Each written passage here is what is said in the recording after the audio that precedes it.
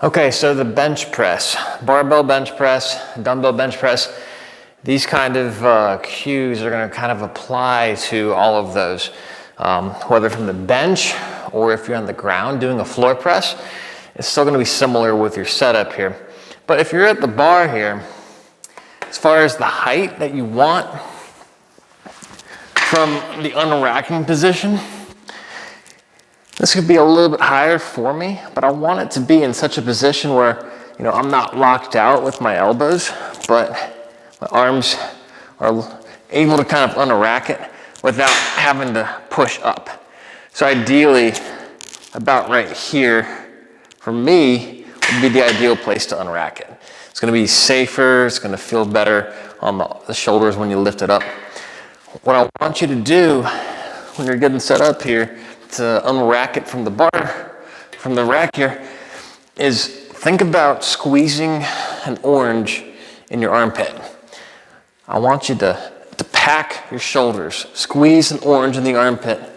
Instead of thinking of like pinching your shoulders together, I want you to think about that cue when you're going into this bench press setup. Pick a grip that is comfortable. I don't typically like going out too far because it's going to be an awkward position for the shoulder and for your mechanics. Ideally, if you have knurling here, you want to kind of come off of that knurling and take about a thumb width to where it's comfortably about in that position for the elbow at about 90 degrees. So when you unrack, again, pinching, or rather squeezing the orange in your armpit, it's going to kind of activate the rotator cuff a little bit more. And then when you pull the bar off, I want you to think a pull down with your lats. So the bar is off. Now, for the descent, I'm still thinking about that squeezing the orange from the armpit. What's going to happen is you're going to see the inside of your elbows, or rather the pit of your elbow, you could call it. When you squeeze that orange, and as you come down, what's going to happen is that bar path is going to actually come more towards your stomach, bottom of your sternum. And ideally, we don't want you to necessarily touch down here.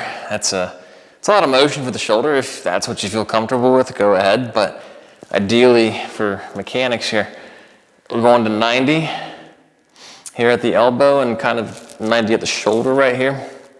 And then when we press up, we're kind of pressing in a J arc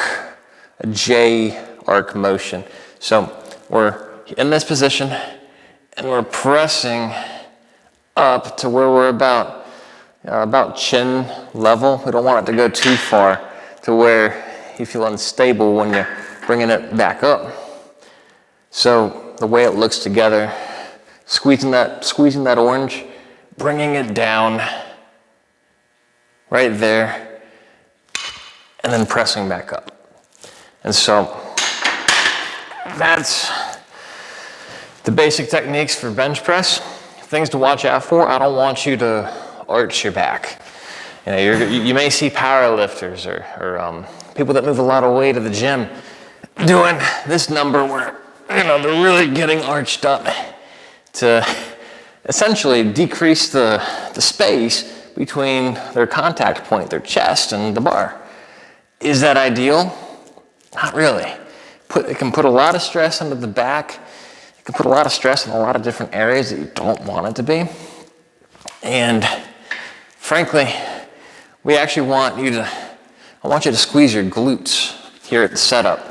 So armpit squeeze the orange, squeeze your glutes. You're unracking, going into the bottom position and pressing up, squeezing your glutes. So don't overarch the back. Maintain that good shoulder position. And that's a bench press. That can be applied to the dumbbells. Ideally, so elbows are at more of a shoulder at a more of a 45-degree angle versus straight out. So right about here.